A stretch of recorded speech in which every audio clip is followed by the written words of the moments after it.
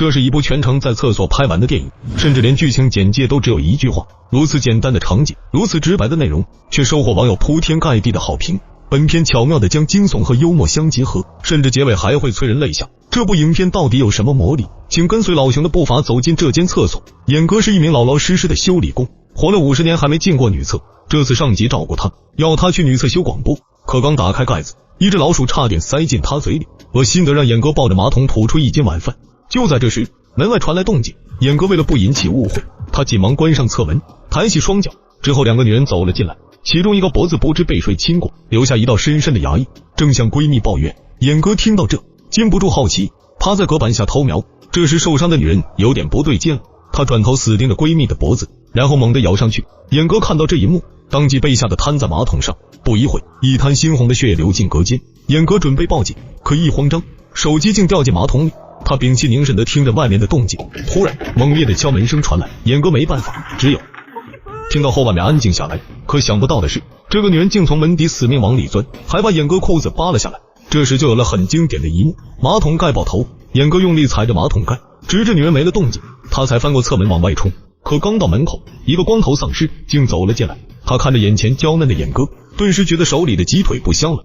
可傻人有傻福，演哥无意间打开烘干机，风将报纸吹起，挡住光头视线。演哥见准时机，光速逃离厕所。可没想到的是，2秒之后他又冲回女厕，后面还紧跟着2只丧尸。演哥没办法，又逃到厕所隔间，快速锁上开关，然后再探出头，大声的朝外呼救。可吸引来的不是保安，而是一只恐怖的丧尸。眼看着丧尸越聚越多，演哥终于明白外面也沦陷。丧尸将手探进隔间，演哥立马手起牌落，留下4根手指。他用安全牌挡住门底，可丧尸不断骚扰，惹得演哥不厌其烦。可就在这时，秃头丧尸被镜子中的演哥吸引，之后全部的丧尸也跟了过去。演哥觉得这是个办法，于是立马弯腰拧螺丝，等丧尸即将返回，再站起身把丧尸引走。就这样一来一回，演哥终于把最后一根螺丝拧死。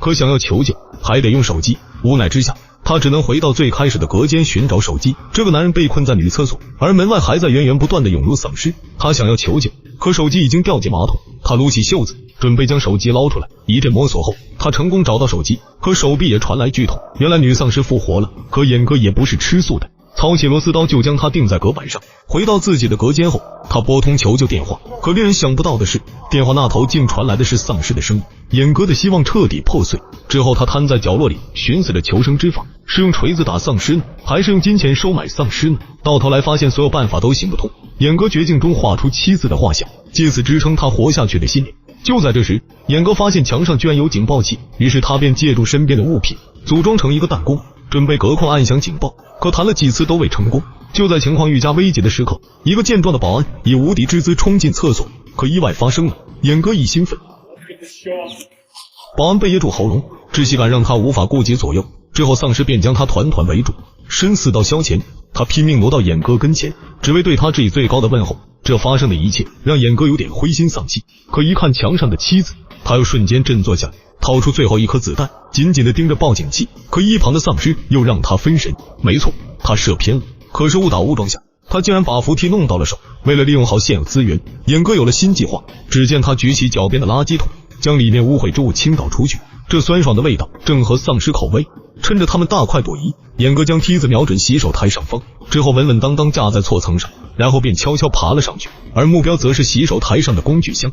可因为高度始终都差了1截，没办法，只有将身子朝外倾倒，这也导致楼梯重心不稳，随时会滑落。演哥运气还是挺好的，顺利拿到工具箱。可因为一个举动，一具丧尸发现了头顶的演哥，演哥很慌张。果不其然，意外再次发生，箱子里的工具掉落一地。情势紧急，演哥也不准备捡了，趁着梯子滑落的一瞬间跳进厕所隔间，一顿操作猛如火。定睛一看原地处，沮丧的演哥看了看7字，再次打起精神，既然外面不能走，那就从后面打洞逃出去。然而唯一可以凿抢的工具却落在外面，甚至还被丧尸拿在手里。见到这一幕，演哥只有通过大声呼喊来吸引丧尸的注意。果不其然，丧尸朝他走了过来。男人为了逃出满是丧尸的厕所，他竟用舌头舔起墙壁，然后通过墙面的材料断定另一边有排风通道，之后就可以爬进通道逃出升天。可问题是凿抢的锤子还握在丧尸手里，他大声呼喊，顺利将丧尸吸引过来。丧尸也不惯着他，拿着锤子就开始砸。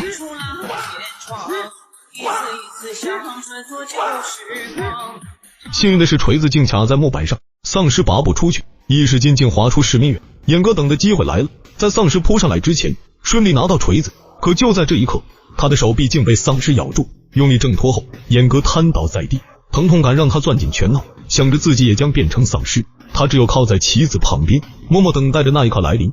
可没一会，严哥低头一看，竟癫狂地笑出猪叫。原来这具丧尸带的假牙并没有对他造成伤害，这让严哥瞬间干劲十足。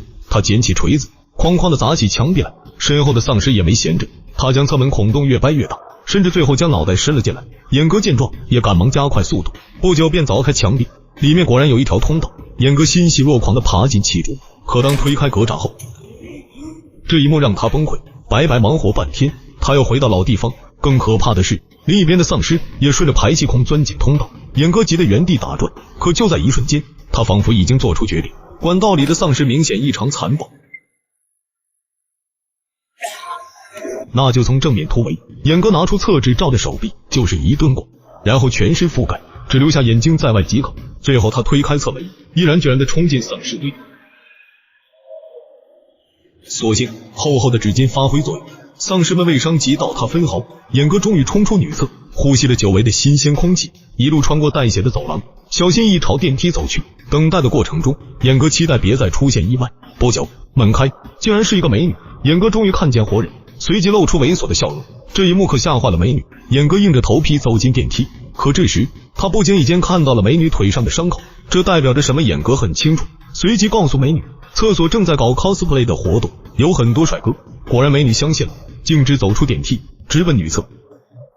而严哥独自一人来到公司门口，环顾四周没发现危险，便朝门口走去，而轿厢的门上画下了他此生难忘的回忆。